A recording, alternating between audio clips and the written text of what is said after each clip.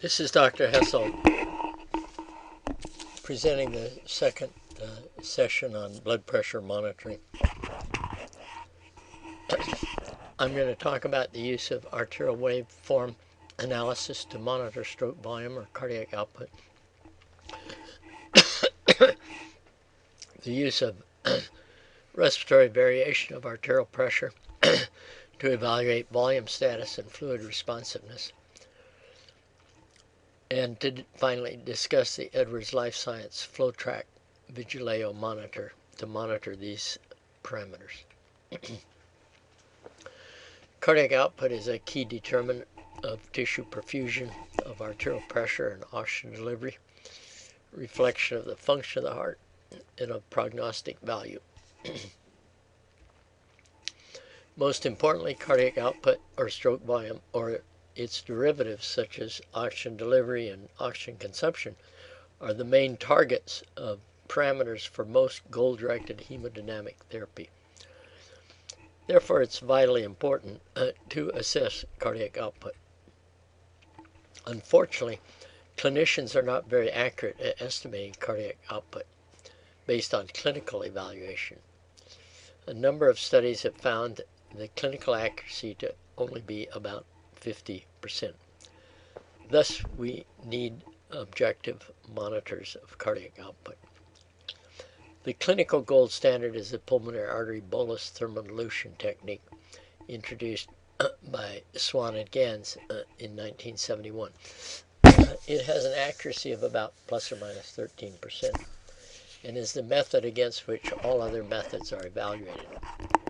However, because pulmonary artery thermodilution is invasive, requires some time and skill, and is associated with some risk, there is a continued search for less invasive methods of measuring cardiac output. Remember, however, that the pulmonary artery catheter measures right ventricular output or pulmonary blood flow, and one is assuming that this is equal to systemic cardiac output, which may or may not always be true. Furthermore, pulmonary artery catheter output is invalid in the presence of severe tricuspid regurgitation, use of ECMO or RVADs. There are many so-called less invasive methods of measuring cardiac output, including transesophageal Doppler, transthoracic Doppler, bioimpedance, echocardiography. But the one I want to discuss today is arterial pulse wave analysis. What this is based on is the fact that the area under the arterial waveform is directly related to stroke volume. However, it's also influenced by resistance and compliance.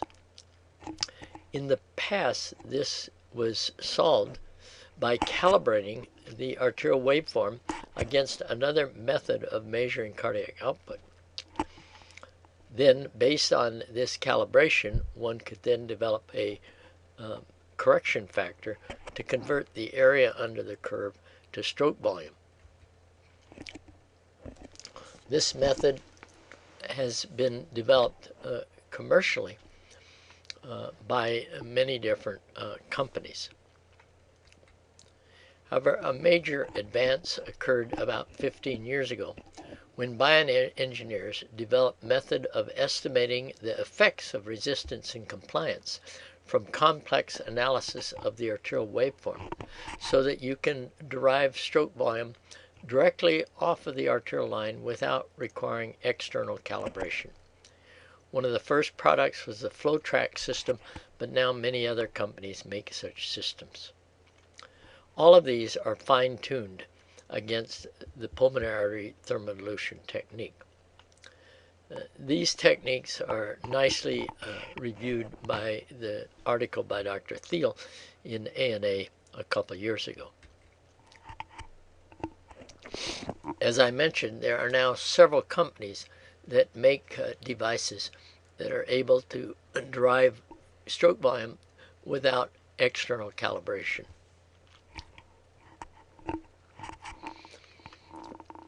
This is sometimes referred to as auto-calibrated stroke volume estimation from arterial waveform analysis. And it does remarkably well in many patients, but it does not do well in the presence of high systemic vascular resistance or low systemic vascular resistance, in the presence of vasopressors, abnormal waveforms, and other unpredictable times. I will discuss this in more detail subsequently.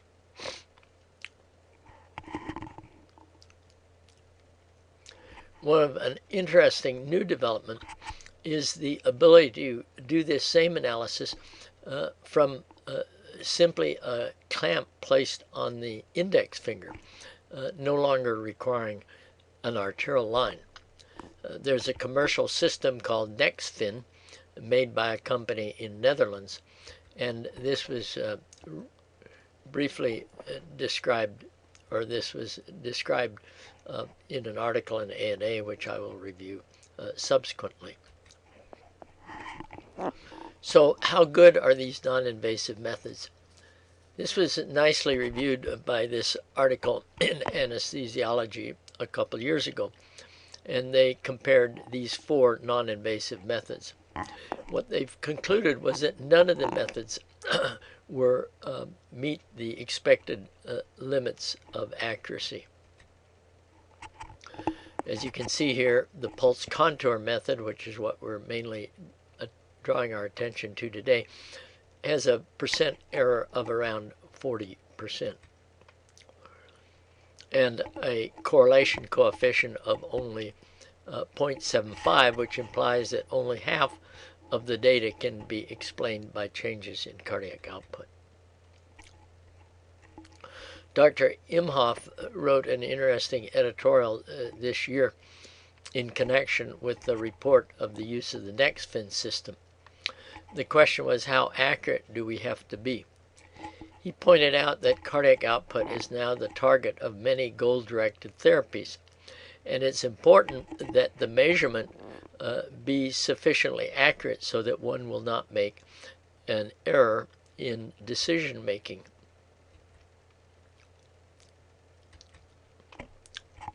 He concluded that measurement errors of up to 40% are not acceptable if one wants to do protocol-driven hemodynamic therapy.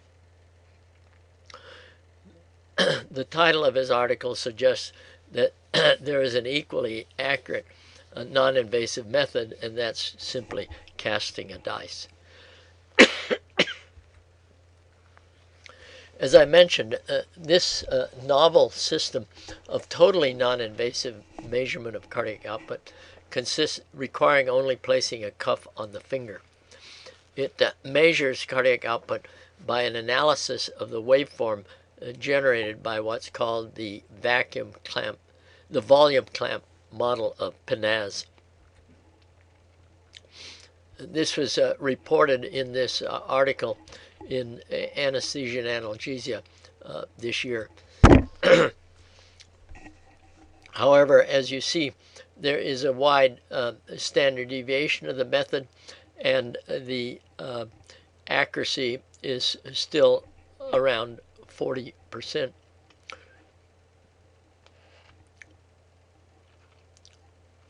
Notice here that when the device gave a cardiac output of 5 liters, the true cardiac output could be as low as 4 or as high as 8.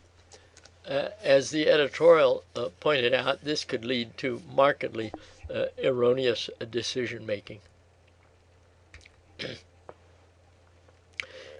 In summary, it's my opinion that for precision monitoring of patients and goal-directed therapy, that I am skeptical that any of the non-invasive methods are satisfactory at this time.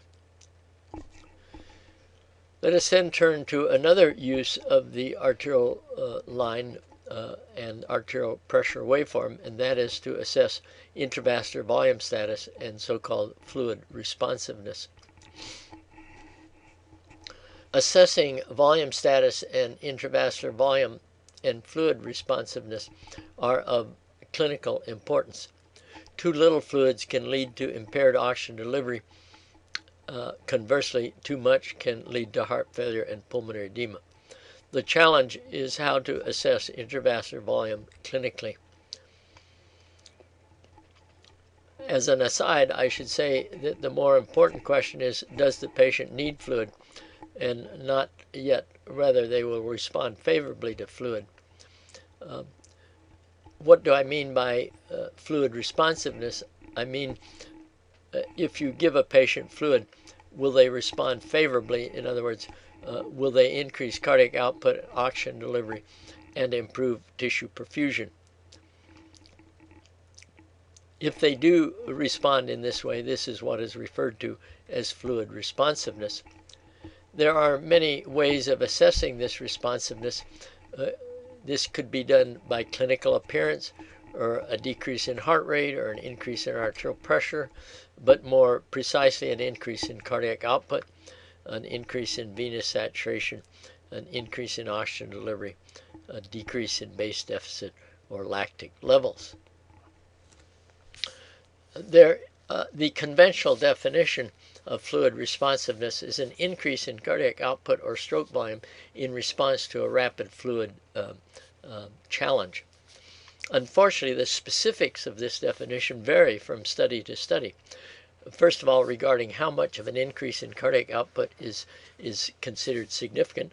Typically, they use a figure of 10 to 15%. Another problematic issue is how cardiac output is measured in these studies. Furthermore, there's no standard as to what a fluid challenge consists of in terms of what type of fluid, a crystalloid or colloid, what volume of fluid, and over how long a period is it administered. This makes application of these studies to your own clinical practice difficult. As I mentioned before, I think the first question you should ask is not, is the patient fluid responsive, but does he need more fluids? In other words, does the patient have evidence of decreased oxygen delivery, which may be related to inadequate cardiac output, which may be due to inadequate intravascular volume? If your answer to this first question is yes, then you might analyze whether the patient is fluid responsive. Unfortunately, in many clinical situations and research studies, only fluid responsiveness is assessed rather than whether the patient actually needs fluids. So back to the fundamental question, how can we assess fluid status or fluid responsiveness? There are clinical methods, clinical laboratory data, and hemodynamic monitoring. Many different parameters have been used to guide fluid administration as summarized on this slide, including appearance and more sophisticated analysis. As far as hemodynamic parameters, Dr. Merrick has written a number of review articles reviewing the various hemodynamic parameters that are used to guide fluid therapy. This is another of his articles published a few years ago. He divided these into static measures of intravascular volume and dynamic measures. By static measures, he means filling pressures or end diastolic volume by echo or inferior vena cava diameter, or some unusual parameters generated by the pulsion system. Unfortunately, it turns out that none of these traditional methods of measuring fluid responsiveness are very accurate. This is a review of all of the studies using static CVP as a predictor of fluid responsiveness. And you see the area under the receiver operator curve is about 0.5, suggesting it's no better than a toss of a coin. And the correlation coefficient of CVP with a change in stroke volume was only 0.2, and the correlation between a change of CVP and a change in stroke volume was only 0.1. In summarizing these static measures of fluid status, Dr. Merrick has noted that the predictive value of CVP, of global end diastolic volume, and of left ventricular end diastolic volume are all rather poor. And on these receiver operator curves, you see that neither CVP or estimated intrathoracic blood volume or end diastolic area by echo are very good at predicting fluid responsiveness. On the other hand, dynamic indices of fluid responsiveness, which usually refers to the response to respiration or positive pressure ventilation or other preload maneuvers, are more effective at predicting fluid responsiveness. And the one we're going to concentrate on is the effect of respiration on the arterial waveform.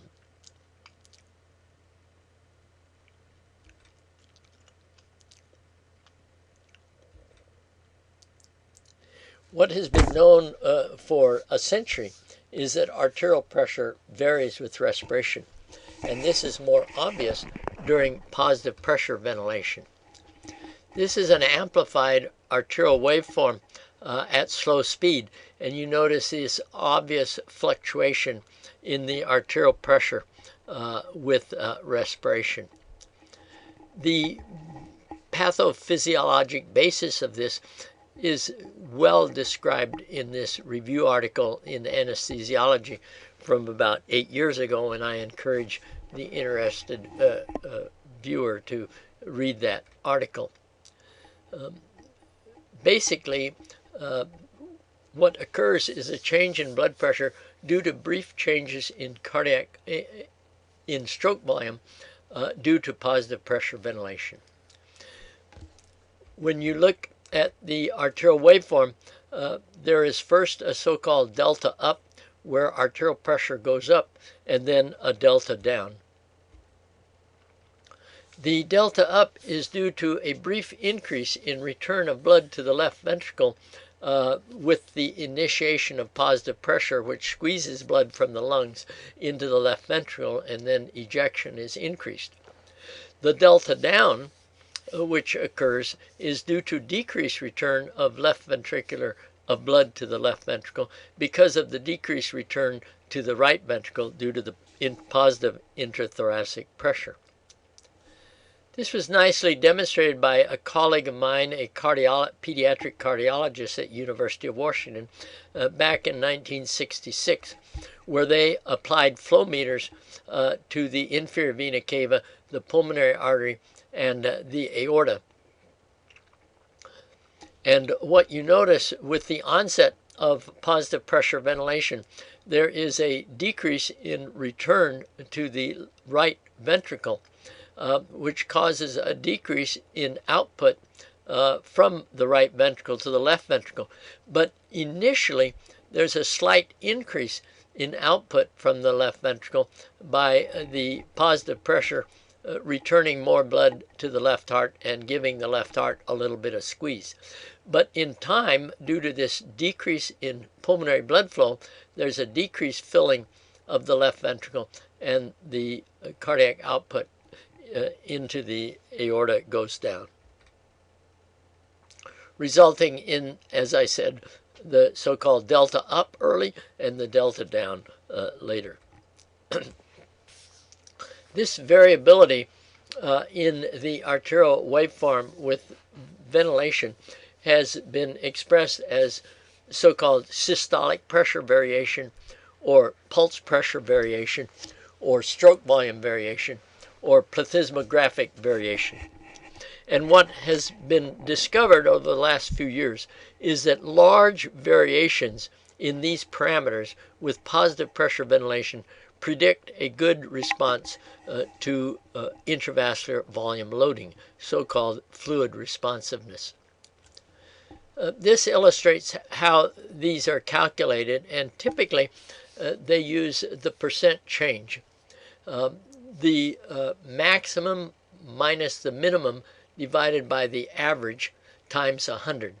So for pulse pressure, it's maximum pulse pressure minus minimum pulse pressure divided by the average pulse pressure times 100. The threshold or discriminatory value which predicts fluid responsiveness varies from study to study. but an average figure is somewhere around 12 to 13%. The corollary is if the pulse pressure variation is less than 10, they're unlikely to be responsive, and if it's over 15, they're likely to be responsive. People have also used the plethysmograph to make the same estimation, which becomes relatively non-invasive, no longer requiring an arterial line. And this is one study in which they used the variation in pulse oximeter to predict fluid responsiveness. And you see there was a reasonable correlation between plethysmographic variability and pulse pressure variability.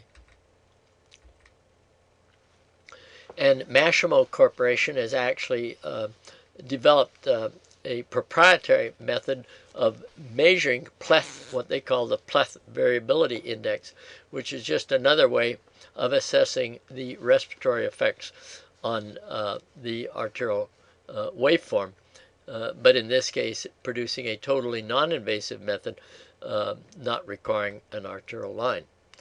And I've summarized their findings in the next couple of slides.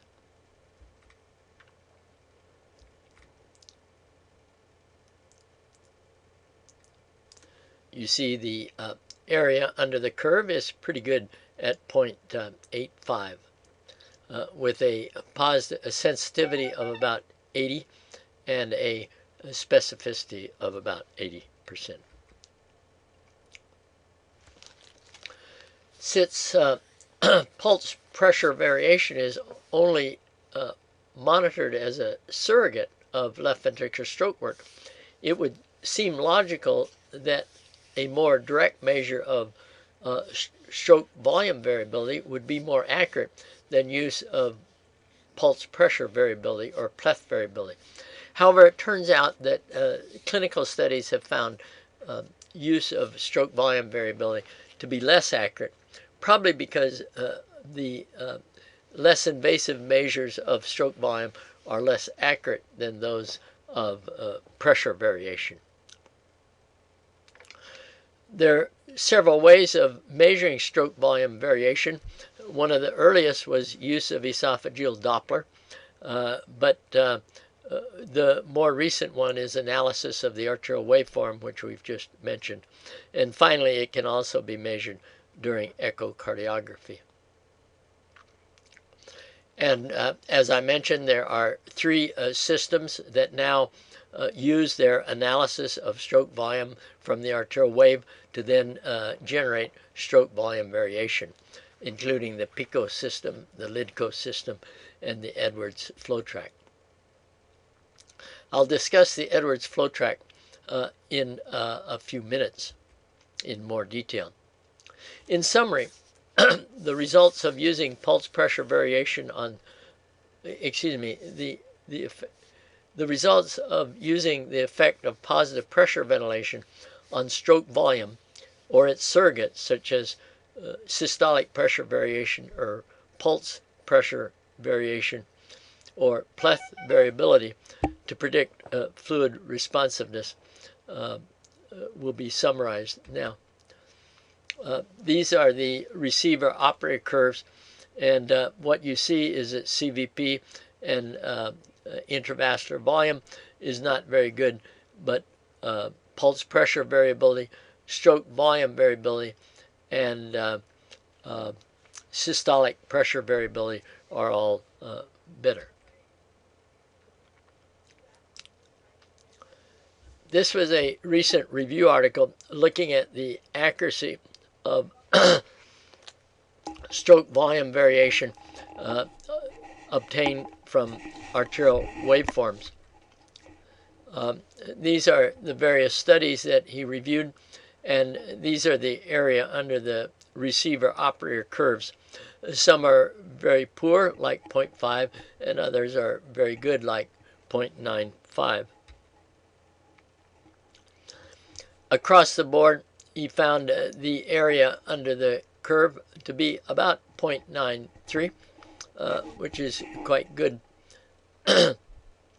with a fairly good sensitivity and positive predictive value and negative predictive value. However, what's notable in all of these studies that he reviewed was, first of all, the small sample size. Notice that the largest sample was 48, and the majority were 30 or less. Also notable here is the vast range of cutoff values which were found by each investigator. Remember, these cutoff values are identified post hoc, and there have been very few prospective studies of any particular cutoff value, but notice they range from 0.85 to 15.5%.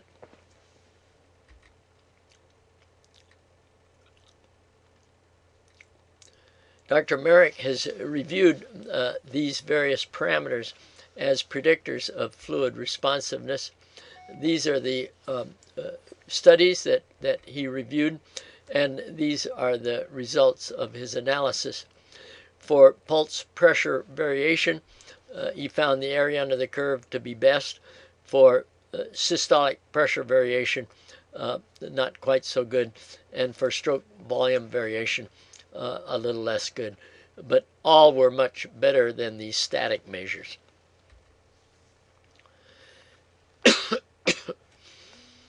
Again, in his summary, he found that pulse pressure variation was significantly superior to stroke volume variation.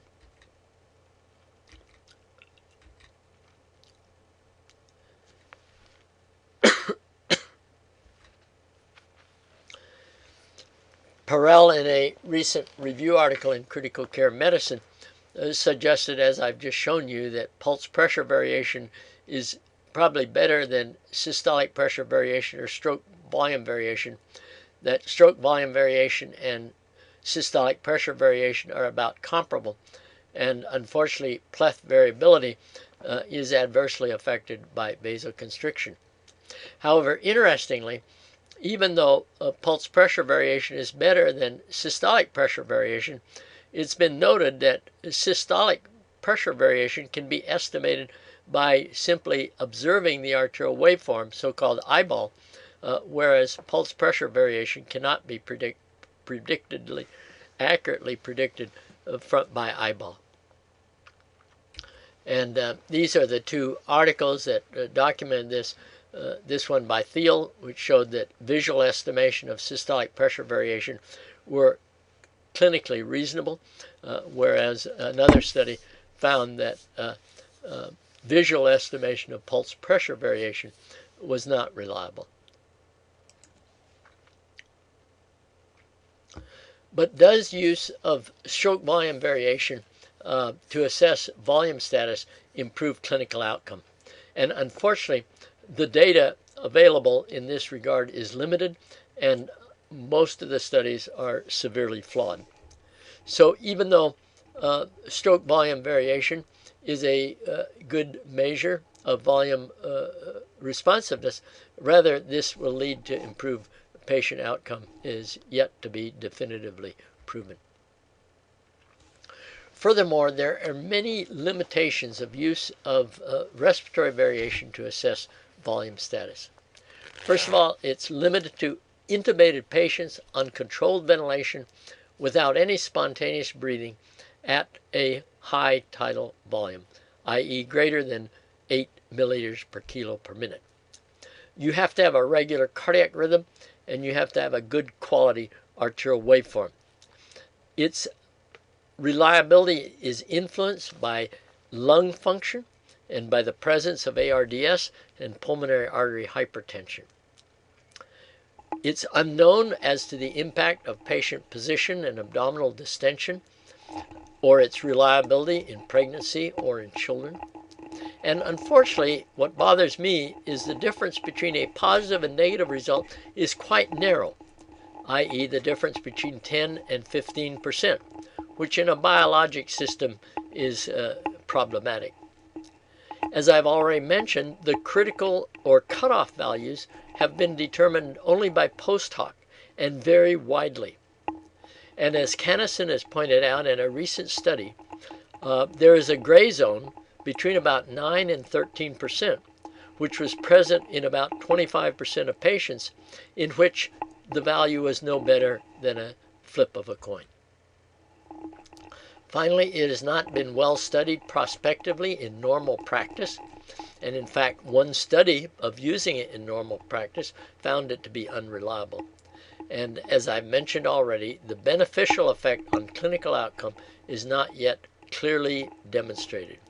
There are very few blinded randomized controlled studies, and none of them are very large. There are some other methods of assessing the heart-lung interaction during mechanical ventilation as a clue to volume status. And these include dynamic changes in aortic flow, the effect of positive pressure ventilation on vena cava diameter, the so-called end expiratory occlusion study test, and passive leg raising. And we don't have time to go over these in any further detail.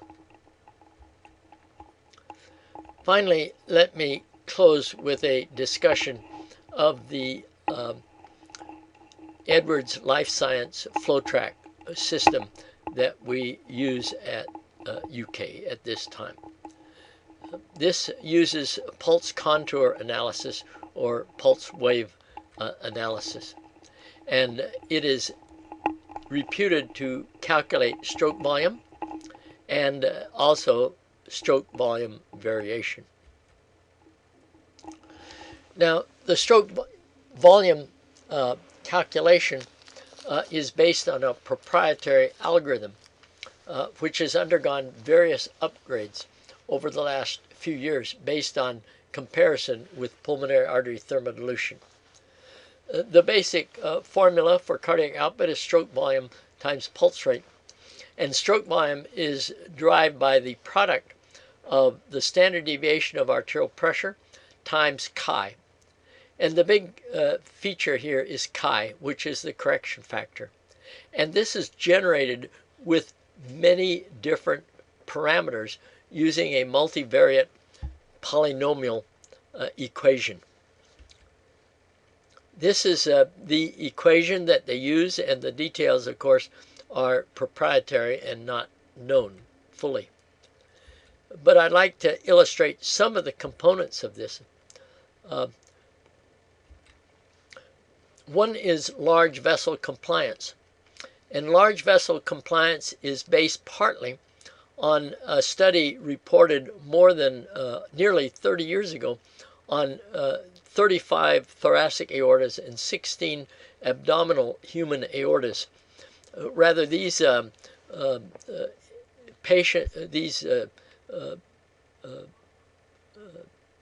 organs were from patients similar to our current patient population is unknown. With these parameters, they then included them into this complex equation to calculate compliance. In addition, they also analyze skewness, which is the amount of symmetry of the arterial waveform. And here are examples of something with low skewness and something with high skewness. And these are used to help assess the systemic vascular resistance. And the final is what they call kurtosis, which is how the data points are scattered from the normal distribution. And above is one level of kurtosis suggesting low compliance, and the bottom another level of kurtosis suggesting large variable, high compliance. So all of these things are combined to generate this correction factor, which it then uses to calculate cardiac output.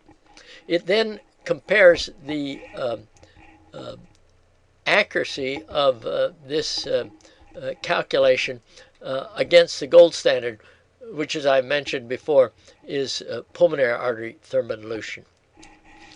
And as you can see, this device has undergone several modifications over time, and we're now currently in our third generation, but I don't know how much has changed over the last couple of years. What makes it attractive is you simply connect a transducer to the patient and plug it into this machine, and it then shows you stroke volume and stroke volume variation and cardiac index. So how accurate is it at measuring stroke volume and cardiac output? I've already referred to this study by Payton, and as you noted, he found that the percent error was unacceptably high at about 40%, and that the correlation coefficient was only 0.75, and concluded that that this method did not meet the expected clinical desirable limits. There was extensive study of the second generation device, and I've shown here several review articles on this topic.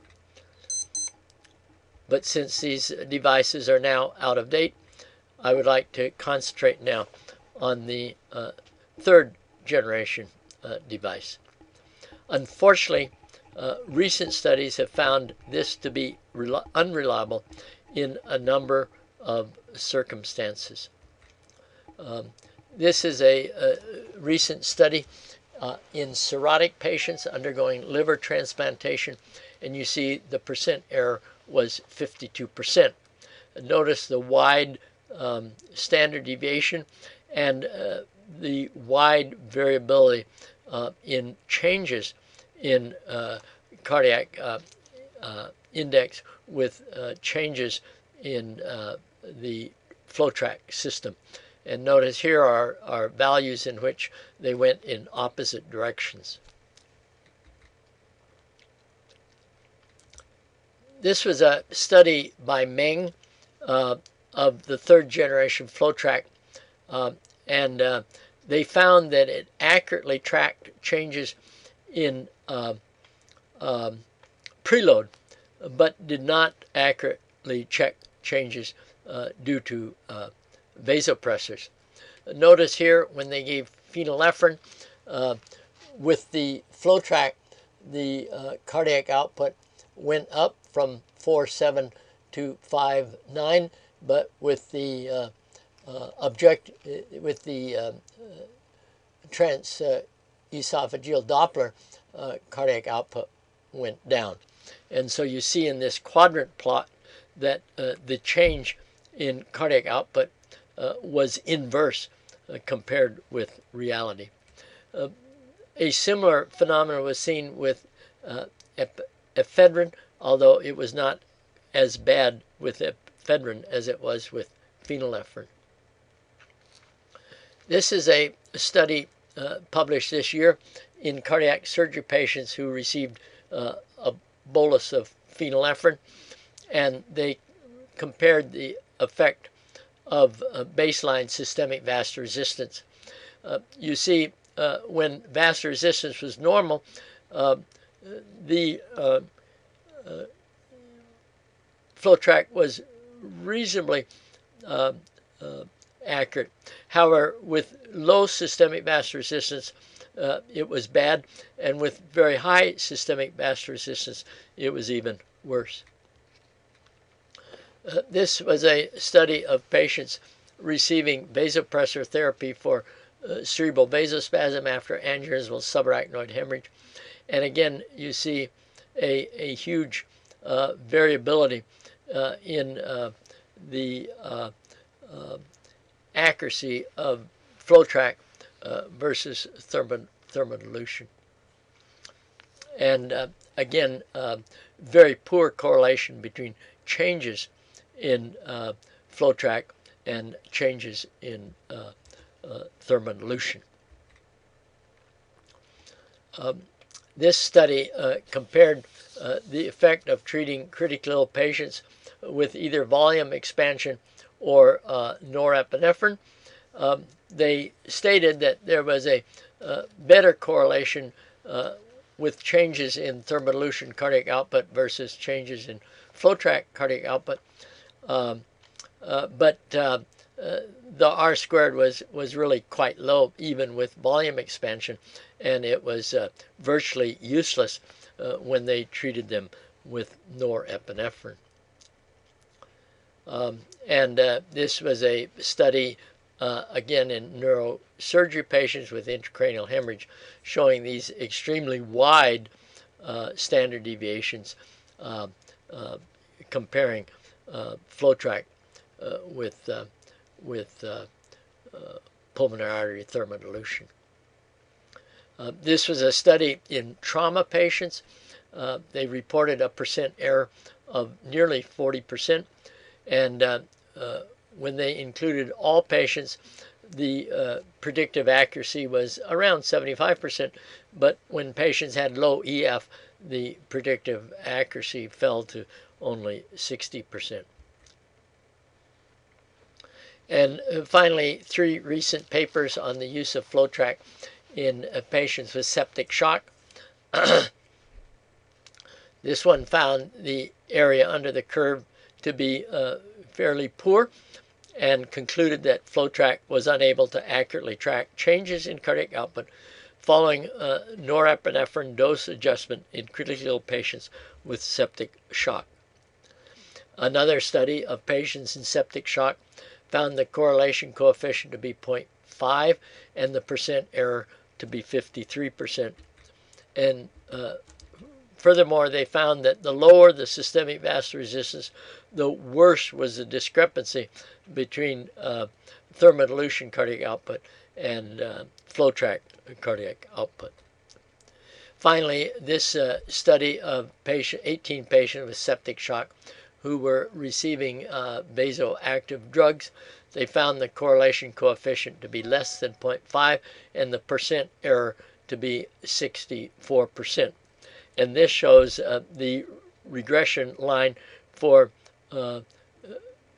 FloTrac cardiac output versus pulmonary artery cardiac output. And although there is a nice line here, it's virtually useless. Notice that when the FloTrac said the cardiac output was 3, the thermodilution was anywhere from 2 to as high as 6 or 7. There are other limitations of use of FloTrac to assess volume status. It's disturbed by aortic regurgitation, by the intra-aortic balloon pump. It requires a quality optimally damped arterial signal, a thing we mentioned yesterday, and in fact the company recommends that you perform a dynamic test of the arterial line before using it with the FloTrac. And finally, interestingly, the company recommends that the transducer be at the phlebostatic axis. In other words, they don't recommend having it at the head level. This shows in the brochure from the company the fact that they recommend doing a dynamic test of the transducer before you start using it to calculate cardiac output. In summary, the FloTrac is a very popular method of non-invasively measuring cardiac output, since all you need is an arterial line.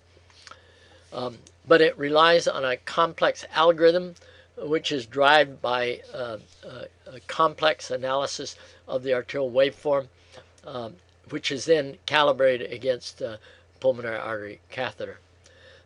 It's reputed to provide accurate cardiac output, and in many patients it's fairly accurate, but unfortunately it is not always accurate, especially as I've mentioned hemodynamically unstable patients and those with abnormal or varying vascular resistance.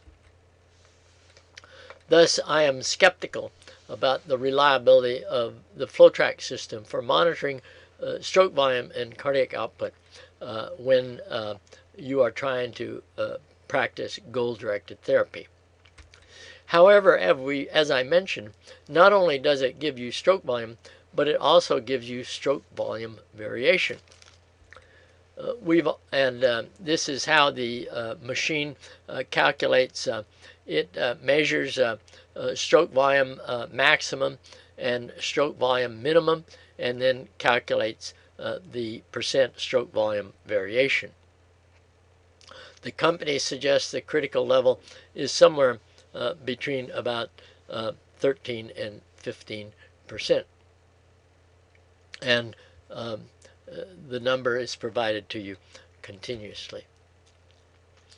As I've indicated, stroke volume variation is probably not as good as pulse pressure variation. Secondly, it has the same limitations as other methods that are based on respiratory variation. And finally, it has not been demonstrated to be accurate in those circumstances in which measurement of stroke volume has been shown to be inaccurate with FloTrac. In other words, in cirrhotic patients, patients receiving vasopressors, trauma patients, septic shock patients, and others. Now, stroke volume variation may be more reliable than calculation of stroke volume itself, but it's yet to be documented. Finally, as I mentioned already, this has the same limitations that we discussed for the other measurements using respiratory variation of the arterial waveform. The patient has to be intubated on controlled ventilation without spontaneous breathing, have to have a regular rhythm, you have to have a good quality trace, and it's influenced by how you ventilate and the condition of the lungs. We've already reviewed these limitations, and my point is that these same limitations apply to use of stroke volume variation provided by the Vigileo system.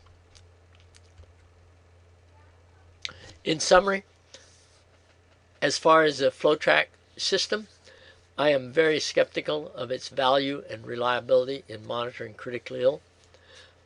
It may be more promising in providing a reliable parameter of stroke volume variation to predict volume responsiveness, but neither of these have been shown to convincingly improve patient outcome.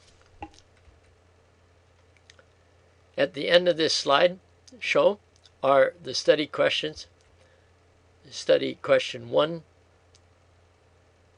question 2, question 3, question 4, question 5, question 6, question 7, question 8, question 9, question 10, and question 11. Appended to the end of this PowerPoint presentation, which will be placed online for you to review in addition, I have supplemental slides which expand on some of the points and data that I mentioned during this PowerPoint, during this podcast. Thank you.